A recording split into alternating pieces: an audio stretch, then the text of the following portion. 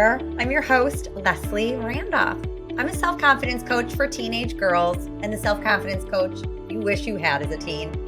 Honestly, I'm the self-confidence coach I wish I had as a teen because I know I could have saved myself and my mother a whole lot of heartache if I'd only known then what I know now. I hope to save you some of that suffering by sharing the lessons I learned late in life right here on Why Didn't They Tell Us? Welcome to the show. Hey, happy people. Welcome back to Why Didn't They Tell Us? Whew, it has been a minute since I have been on the microphone, and I am so excited to be back here. And I'm so excited about today's show. It is a topic, it's been over a month since I have had the privilege of talking with you. And this topic is one that I have been planning and thinking about and living through. And I'm really excited to put it out into the world and to have you now thinking about it, living with it, and living into it. But you better believe, since it's been a little bit, I have a bit of housekeeping to get through. Well, really just one thing. And that is an announcement for all the moms of tweens in the Chicago North Shore area. I want to be sure you know about the Tween Empowerment Summit coming to Wilmette on October 18th. If you haven't signed up for it yet, I don't know what you're waiting for. Be sure to get your ticket. So I am doing this summit in my role with Turning Teen. And you might remember Turning Teen because she has been on the show, Dr. Lisa Klein. And she has created this amazing organization that provides knowledge and tools to parents of tweens and tweens themselves. She talks age appropriately to tweens about their changing bodies. And we have partnered up like a dream team. And talk about dream team, we also brought in Chicago North Shore moms to help us run this event. So we are going to be doing 2 workshops. Dr. Lisa's, which is all about body basics for girls and understanding our changing bodies. And I'm going to be presenting a workshop called Mind Over Mood that talks about what goes on in those beautiful brains of tween girls during those really transformative years. And to be sure that it is as fun as it is empowering and educational, we also have this incredible lineup of activity sponsors and very generous sponsors that are going to make the day engaging. So we will have gratitude jars and period pack making so that girls can feel confident as they get their periods. We are going to be having bracelet making and mirror mantras and henna and just so much more. It's going to be amazing. turningteen.com/register to get your ticket. I will throw it in the show notes as well. And I hope to see you there. It's just going to be extraordinary. Wilmette, October 18th, Regina Dominican High School. Be there. Get your ticket. Now back to our regularly scheduled programming. I want to tell you a story that inspired the topic for today's show. And as you know, as I already said, I took a pretty big break from the show this summer. I did so to, that calm before the storm when school starts. Anyone who's still in the thick of it, it's September, so we're a few weeks in, but we're still in it. So I wanted to take that time to be with my family, to get my nervous system and my mind exactly where it needed to be for this crazy time of year, and also to focus on my health. I am A-okay. I'm very healthy. I'm very blessed for it and grateful for my health, but maybe my fellow 40-something-year-old moms will understand when I say, I just been feeling like, lately. And if you can appreciate what I'm saying, then I'm about to sound like the targeted ads that I've been getting on Facebook for months as I was exploring this. Like the brain fog, the lack of motivation, the lack of concentration. My body was changing in ways that, I guess are to be expected for a woman of a certain age, but they're just not at all okay with me. And I wanted to really just reignite that pep in my step.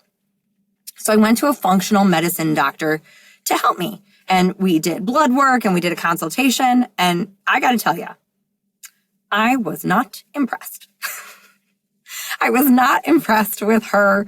I don't even want to say diagnosis because it wasn't a diagnosis, but with her recommendations, right? It's we go to people for help and then they tell us, here is exactly what you need to do to help yourself.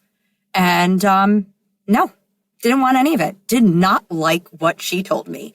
And I'm being funny, but I'm being also like very serious, because here are some of the things that she told me. I needed to change my entire morning routine. If you follow me on social media, I am like a morning warrior. I am fiercely committed to my morning routine. And that includes coffee right when I wake up, my cardio-based workout, which I love. And then after that, a couple hours, I'll eat my breakfast. So here's what she told me. I needed to eat before I drank my coffee. I needed to eat before I did my workout. I needed to change my workout from the cardio that I love. Y'all, you can find me dancing, running, kickboxing in my kitchen almost any morning. And she was like, no, you need to be doing more strength training. Now, this might not sound hard to you, but it was, I don't know how to find the words for it. It was like the most impossible assignment she could have possibly given me. And I immediately was annoyed and frustrated. If I'm being honest with you, I was kind of like a toddler having a tantrum because I felt like she was taking away my wubby, because my morning routine was absolutely this like comfort for me. And I was also very skeptical. I could hear thoughts in my mind. Yes, here I am. I am skeptical of the doctor. I could hear thoughts in my mind about how hard this change would be. 100%. I just told you how comfortable and like well-oiled machine I am in the morning. But even more so, I could hear like, this isn't gonna work. She clearly didn't understand what was wrong. She's reading this blood work wrong. Or how could she get these suggestions from my blood work? I'm not a doctor, by the way, but here I was playing a doctor on TV. Now, luckily through the work that I've done through coaching, I'm pretty skilled at noticing those thoughts. And I fully knew what would happen if I chose to believe them, if I chose to just sit in that annoyance, frustration, and like downright like reluctance and resistance of like, I ain't doing that. I would have done nothing. I wouldn't have even tried. And nothing would have changed. Now, here is the unpoetic truth. Nothing changes if nothing changes. Change requires change. I told you it wasn't poetic, but change requires change. And I wanted that change. I wanted what was on the other side of these recommendations that she was making. I just didn't want to go the journey to that destination. And no one wants to. No one wants to hear that change requires change. And even more so, no one wants to hear that change requires some form of discomfort. Let me tell you who doesn't want to hear that. Not the tweens and teens I have the privilege to coach, because for them, everything is uncomfortable. Everything's already new and uncertain. So they're already in the discomfort zone all the time, just by default.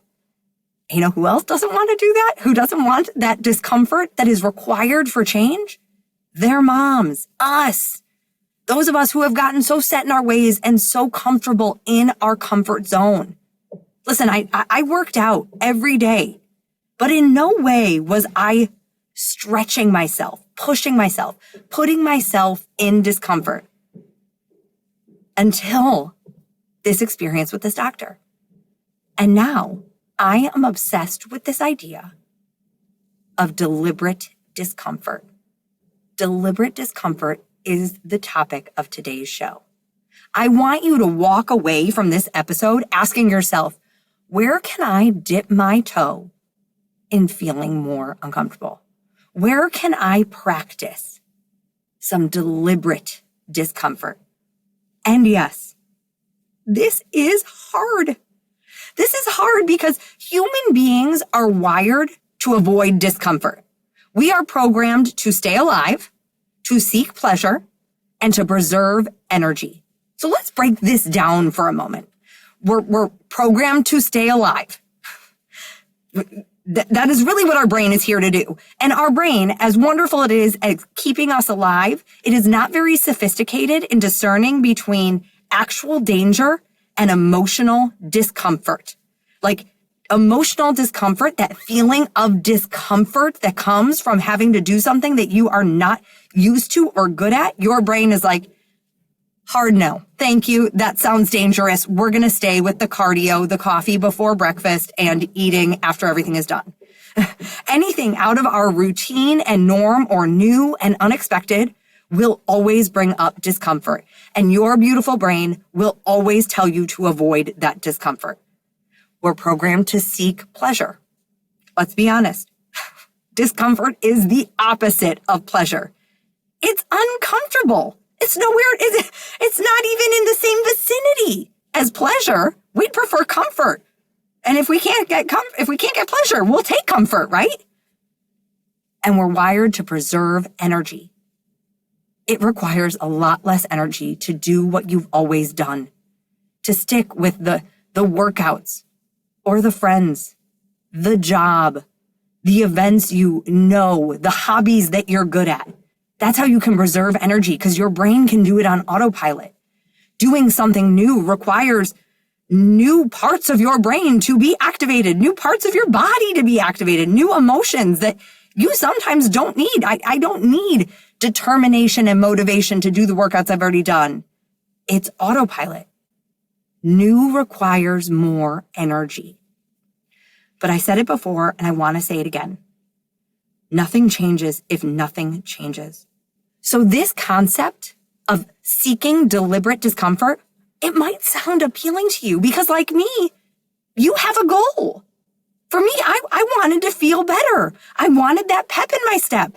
I wanted to see some changes in my body and my energy level. And here I had a doctor telling me exactly what to do to create it. And you know what? A couple months into it, probably not even a couple months, I do feel better. But it is only because I was willing to feel some discomfort, to step out of my comfortable rhythm and routine, to be awkward for a little bit. Everything new, every goal you have or dream you are chasing exists on the other side of discomfort. Growth requires it. So yeah, you might be like, okay, I'm in. Sign me up for the deliberate discomfort.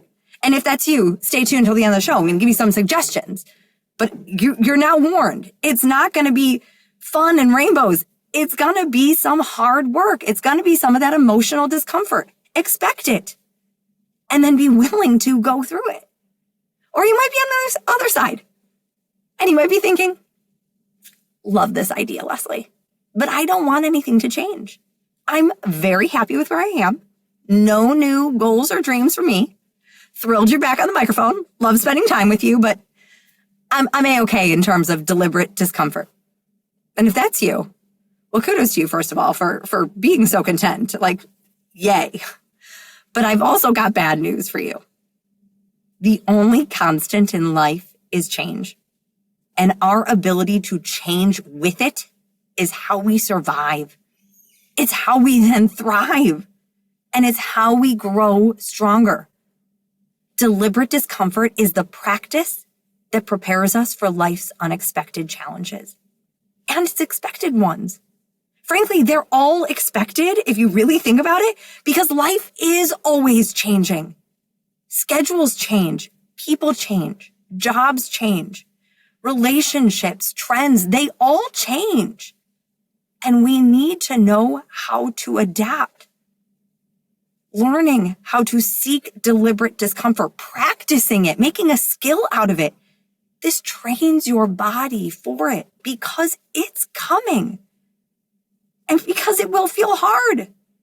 And you will feel frustrated, overwhelmed, scared, weak, all the feels. When life throws something new at you, because it will, it always does, those feelings are gonna come along for the ride. Now, avoiding that discomfort and just being like, nope, I'm never going to change the job. I'm never going to change the relationship. You can't. But if we are always avoiding that discomfort in our everyday, we won't be prepared for it when we need that strength. Avoiding discomfort doesn't make you stronger. It makes you ill-prepared for the most fundamental skill we all need. And that is emotional resilience. The ability to feel all those feelings and to keep going. So I hope you will accept the challenge that I offered at the top of the show and ask yourself, what could deliberate discomfort look like for me in my life? If you are someone that is like on that first side, yes, I've got goals, I've got dreams, sign me up, Leslie. What can I do? I'm going to offer you some suggestions, but as always, do what's right for you. I don't know what your deliberate discomfort looks like. I'm going to share some of mine. Deliberate discomfort could be wearing an outfit that you love, even if you think other people might think it's too much. I am like the queen of walking into an event being like, I'm overdressed and I look great. Like that is the soundtrack that goes through my mind when I'm walking in somewhere, wearing something that I love, even when I notice that voice of like, oh, it's a bit too much. It's a little loud. I talk back to it. Another form of deliberate discomfort could be taking a class that you might be terrible at or that you might struggle with. I had the pleasure of doing the, I love that I said pleasure. I've trained my brain. I had the pleasure of doing this a couple weeks ago. There is a new P-Volve studio opening up right around the corner for me, and had the opportunity to host a pop-up class. Now, I told you, cardio queen, love to dance, love to kickbox. P-Volve is not that. It is a strength-based, slow, almost Pilates-like resistance training. There were bands involved. It required so much core strength. I do not have core strength. I knew going in that I would be bad at it. And that's okay. The only way I will get good at it is if I get my foot in the door and I try and I keep trying and I keep going. And now I'm like, because I'm obsessed with this idea of deliberate discomfort, I can't wait till they open their doors and I can get back in that class. Not because I am good at it. I was terrible at it. It was actually quite funny to see how much I was sweating in comparison to everyone else in that room. Even my girlfriend that was sitting next to me, I was like, oh my gosh, all that core stuff. And she was like, oh, I could do core for days. I'm like, I cannot. I was shaking. It was wonderful. Deliberate discomfort, my friend. Deliberate discomfort can be raising your hand in class, even if you don't know you have the right answer. It's not uncomfortable to raise your hand in class or to raise your hand in a meeting if you're like, I know this is the right answer, or I know this is an idea that my boss is going to love. Be willing to raise it when you don't know the answer and you have no idea how your boss is going to respond. Deliberate discomfort. Asking for help. This is one that I have been sitting in a lot lately. Like I said, it's the start of a new school year. And oh my goodness, so many carpools, so many schedules. My kids are at different schools this year. It's fall, so I'm very lucky to be really busy with an incredible roster of clients that are getting that like back to school confidence fix. I have had to ask so many friends to help me with picking up my kids, getting my kids to and from activities. The Tween Empowerment Summit. I have had to sit in deliberate discomfort, asking my friends to share the event with people they know, asking people to sponsor it, asking people to partner with us. Deliberate discomfort, asking for help is another form of it. I see it with my kiddo. My kiddo is volunteering with Gratitude Generation this year, and he needs to fundraise, and he needs to ask people for money. That can be a huge source of discomfort. But it's our willingness to step into it. And here is a key piece about this. And to speak kindly to yourself the whole time. To have your own back, to be your champion and your cheerleader as you are in that. Do not be the bully in your brain that is telling you how bad you're doing. And oh my gosh, you're shaking and the girl next to you has abs of steel. No. I spent time in that class reminding myself how strong I was just for showing up, how proud I was of myself for being there. For my kiddo, I would remind him, like, don't focus on how uncomfortable it is to ask people for help. Focus on how worthy the cause is, how passionate you are, and that you're giving them an opportunity to be a part of something so wonderful. It's not just taking the action and feeling that feeling of discomfort. It's also reframing. It's also being really deliberate with your mindset when you are in that deliberate discomfort. And I hope that you feel inspired, like I said, to dip your toe in it. Maybe it's just a cold shower. Maybe that's it. Maybe for tomorrow, if raising your hand in the meeting, or, for my fellow business owners, posting that reel that's not perfect, or announcing your business idea, or sending that first email to a friend that you have the idea. If all those are too big, take a cold shower. Let your nervous system feel that discomfort.